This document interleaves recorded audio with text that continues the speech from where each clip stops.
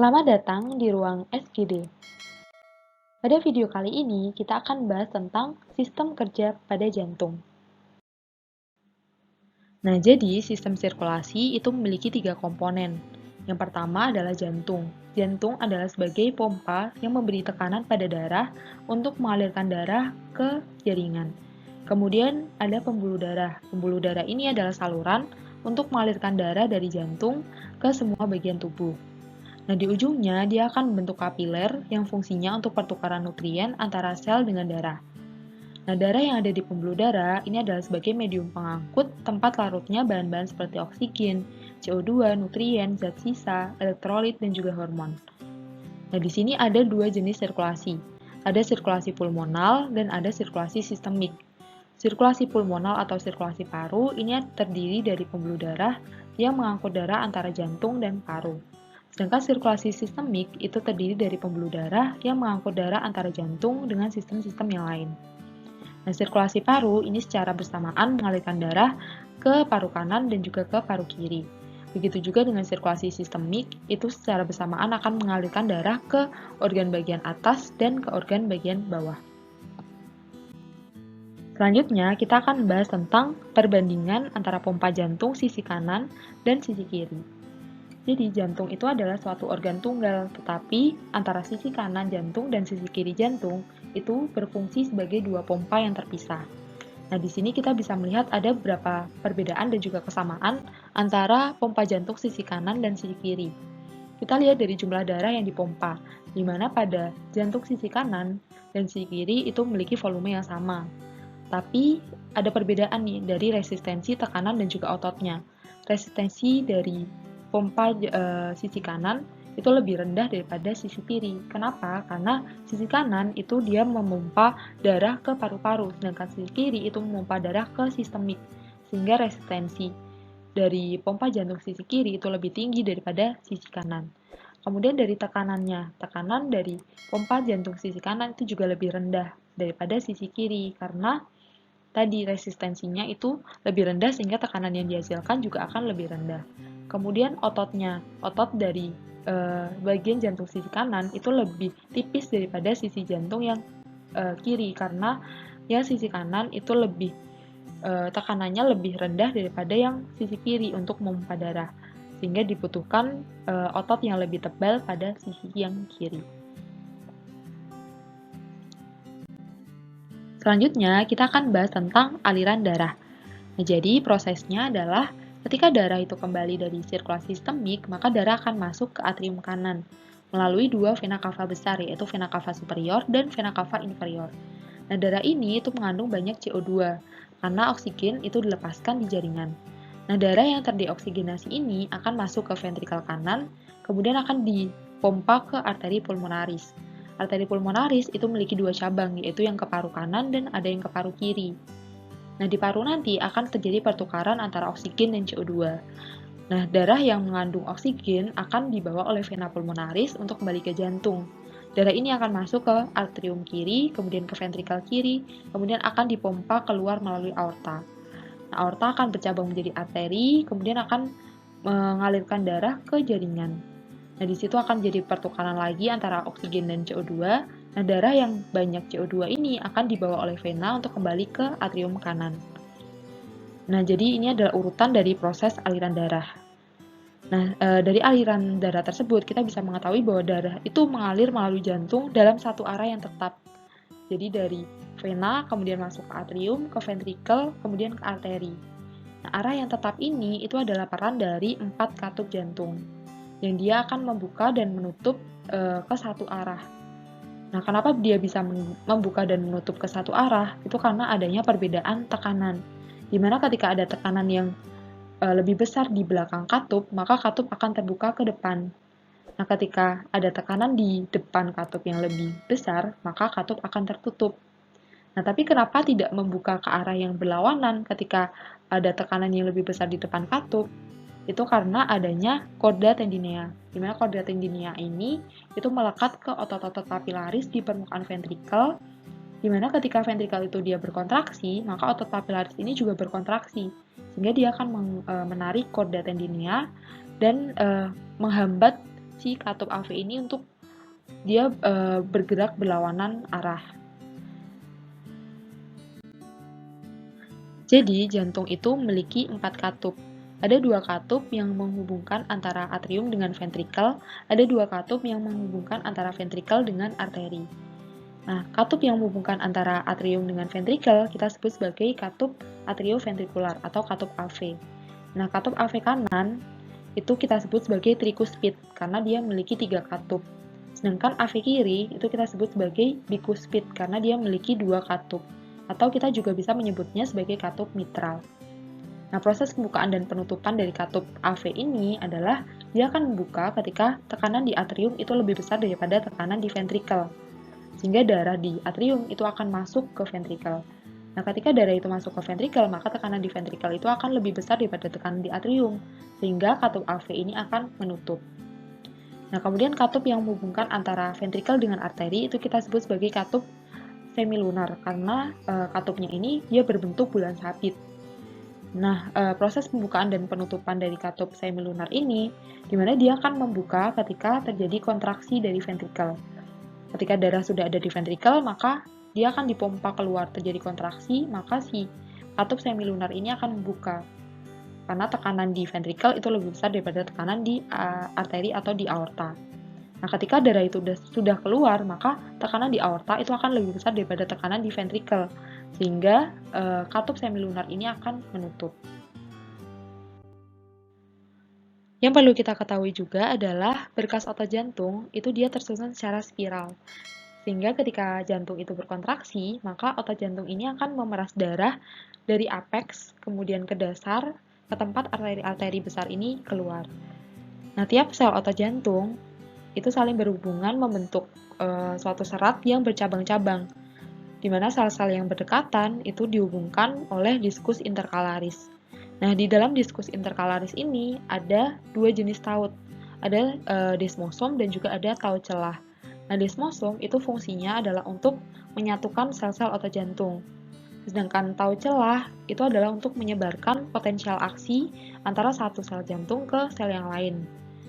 Nah, kita juga perlu tahu bahwa dinding jantung itu memiliki 3 lapisan. Ada lapisan paling dalam adalah endotel, kemudian yang di tengah itu adalah miokardium, dan yang di luar adalah epikardium. Nah, tidak seperti sel tubuh yang lain, di mana ia akan berkontraksi ketika ada rangsangan dari sel saraf. Tapi pada jantung, kontraksi yang terjadi itu adalah akibat dari potensial aksi yang dihasilkannya sendiri. Nah, sifat ini itu kita bisa sebut sebagai otoritmisitas. Nah, terdapat 2 jenis sel pada otot jantung. Ada sel kontraktil dan juga ada sel otoritmik. Sel kontraktil itu adalah sel yang meliputi 99% dari sel otot jantung, di mana sel ini itu fungsinya adalah secara mekanis untuk memompa darah. Tapi sel kontraktil ini tidak dapat membentuk potensial aksi. Nah, sel yang kedua adalah sel otoritmik. Sel otoritmik adalah sel yang jumlahnya sangat sedikit, tapi sel ini berperan dalam memulai potensial aksi, sehingga dia bisa menyebabkan kontraksi pada sel-sel jantung yang kontraktil. Nah, jadi berbeda dengan otot-otot rangka, di mana membrannya itu dia berada pada potensial istirahat sampai dia itu dirangsang. Nah, tapi pada sel otoritmik jantung itu tidak memiliki potensial istirahat. Dia hanya memiliki potensial pemacu. Nah, ini kita bisa lihat dari gambar berikut ini. Jadi di sini ada terjadi potensial pemacu atau kondisi di mana terjadi pergeseran secara lambat potensial membran sel otoritmik ke ambang batasnya. Nah, proses potensial pemacu ini itu dipengaruhi oleh adanya perubahan-perubahan ion, yaitu diantaranya adalah terjadinya peningkatan dari Na+ yang masuk, kemudian ada penurunan dari K+ yang keluar, dan ada peningkatan dari Ca2+ yang masuk. Jadi pada awalnya potensial pemacu ini dia disebabkan oleh masuknya Na+ ke dalam sel melalui kanal Vanni. Nah, kemudian juga terjadi penutupan dari kanal K+, sehingga K+ yang keluar itu akan menurun. Kemudian juga terjadi pengaktifan dari kanal transien dari Ca2+, sehingga Ca2+ itu akan masuk ke dalam sel. Nah, kemudian ketika ambangnya sudah tercapai, maka akan terbentuk fase naik dari potensial aksi ini, yaitu dengan cara pengaktifan kanal Ca2+ tipe L, sehingga terjadi influx dari Ca2+ ke dalam sel. Kemudian setelah dia mencapai puncak, maka akan ada fase turun. Nah, fase turun ini disebabkan oleh karena pengaktifan kanal K+, sehingga terjadi efflux atau pengeluaran dari K+. Nah, kemudian kanal Ca2+ itu juga akan tertutup, sehingga Ca2+ yang masuk itu menurun, sedangkan K+ yang keluar itu akan meningkat, sehingga membran sel itu akan kembali ke negatif kembali. Jadi, sel-sel otoritmik yang dia mampu untuk membentuk potensial aksi itu terletak di tempat-tempat berikut ini. Yang pertama ada di nodus sinoatrial atau nodus SA. Nodus SA ini terletak di dinding atrium kanan, di dekat pintu masuk vena cava superior. Nah, kemudian ada juga di nodus atrioventrikuler atau nodus AV. Nah, nodus AV ini terletak di dasar atrium kanan, di dekat septum dan di atas dari pertemuan antara atrium dan ventricle. Nah, kemudian ada juga di berkas His. Nah, berkas His ini adalah percabangan antara nodus AV, kemudian dia akan masuk ke septum antar ventricle. Dia akan bercabang ke ventricle kanan dan juga ke ventricle yang kiri. Nah, kemudian berkas His ini akan bercabang lagi menjadi serat Purkinje. Nah, serat Purkinje ini adalah serat-serat halus yang menjulur dari berkas His dan menyebar ke seluruh miokard dari ventricle. Nah, laju pembentukan potensial aksi pada nodus jantung itu berbeda-beda. Jadi antara nodus SA, nodus AV, dan berkas His maupun serat Purkinje itu potensial aksi per menitnya itu akan berbeda-beda. Tapi yang perlu kita ketahui adalah, sekali potensial aksi itu terbentuk di salah satu sel otot jantung, maka potensial aksi tersebut akan disebarkan ke seluruh miokardium melalui tahu celah. Nah, maka dari itu, nodus SA yang dalam keadaan normal itu memiliki laju otoritmisitas paling tinggi, yaitu 70-80 per menit, maka dia akan mengendalikan bagian jantung yang lain, di mana seluruh jantung akan tereksitasi untuk memicu sel kontraktil berkontraksi, dan jantung itu akan berdenyut dengan kecepatan yang sama dengan nodus SA, yaitu 70-80 denyut per menit. Nah, jadi analoginya adalah seperti ini. Ketika ada misalnya 100 gerbong kereta, di mana 3 gerbong pertama itu dia bisa jalan sendiri, sedangkan 97 gerbong yang lain itu dia harus ditarik. Nah, satu gerbong yang pertama itu dia kecepatannya 70 mil per jam, kemudian gerbong kedua 50 mil per jam, dan gerbong ketiga itu 30 mil per jam. Kalau gerbong ini dia semuanya digabung, maka gerbong dengan kecepatan 70 mil per jam itu akan menarik gerbong yang lain dengan kecepatan yang sama. Karena gerbong-gerbong dengan kecepatan yang lebih rendah ini itu akan tertarik ke gerbong yang kecepatannya lebih tinggi. Nah, sedangkan sel kontraktil yang dianalogikan dengan gerbong yang tidak dapat bergerak sendiri ini, itu juga akan tertarik dengan nodus SA atau gerbong yang kecepatannya paling tinggi ini. Karena dia tidak dapat bergerak sendiri, dia akan ditarik dan bergerak dengan kecepatan yang sama dengan kecepatan yang dihasilkan oleh gerbong yang paling cepat ini. Nah, kemudian analogi yang kedua, ketika gerbong yang tercepat ini dia rusak, atau ada kerusakan dari nodus SA, maka gerbong tercepat berikutnya yang akan menarik dengan kecepatan yang sama, menarik gerbong-gerbong yang lain dengan kecepatan yang sama dengan gerbong yang kedua ini, yaitu nodus AV dengan kecepatan 50 mil per jam, misalnya seperti itu.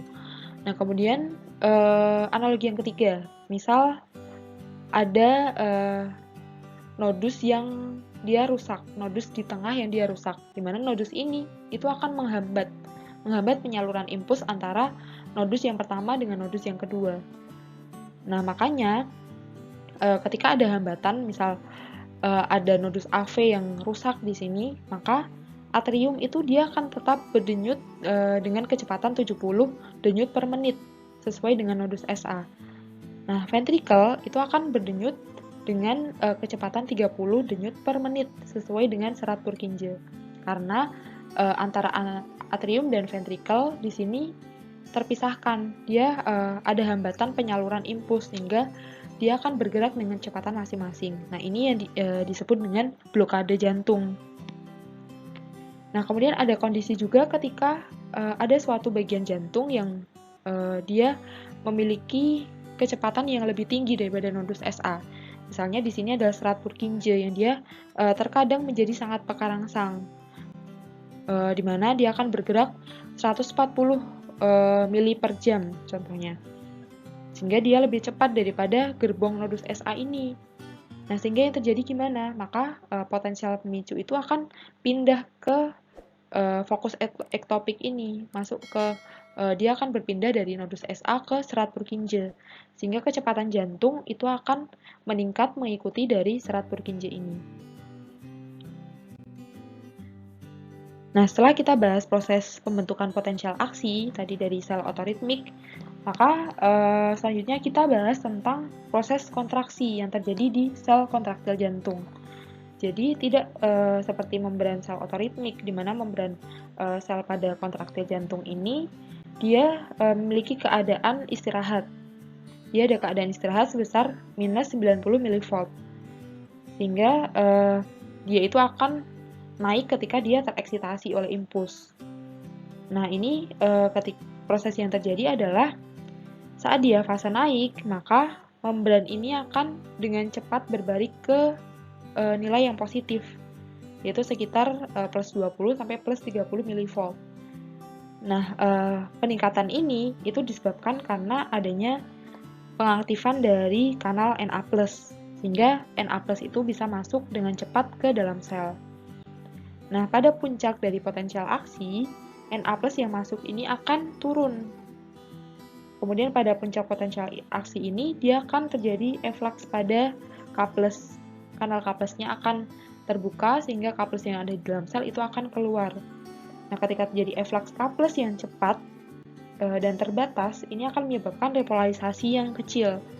Di sini terjadi repolarisasi kecil sehingga membran sel ini akan menjadi kurang positif. Dia masih positif tapi dia kurang positif. Kemudian uniknya dari sel kontraktil jantung ini, potensial membran itu akan dipertahankan di dekat tingkat positifnya, tingkat positif puncak. Jadi dia akan dipertahankan di sini selama beberapa ratus milidetik. Nah, ini disebut dengan fase plateu, di mana dia akan dipertahankan oleh adanya aktivitas dari ion, yaitu yang pertama adalah aktivasi dari kanal Ca2+ tipe L. Dan di sini dia akan teraktivasi sehingga Ca2+ itu akan masuk ke dalam sel. Kemudian ada penurunan permeabilitas dari kanal K+, sehingga K+ yang keluar itu akan lebih sedikit, sehingga akan mencegah terjadinya repolarisasi. Nah, pencegahan terjadinya repolarisasi ini itu akan memperpanjang dari proses plateu ini, karena dia akan dipertahankan di membran sel yang positif, dia tidak terjadi repolarisasi. Nah, kemudian setelah fase plateu itu akan ada fase turun. Potensial aksinya turun, itu disebabkan karena adanya inaktivasi dari kanal Ca2+. Jadi Ca2+ yang masuk ke sel itu akan dihambat.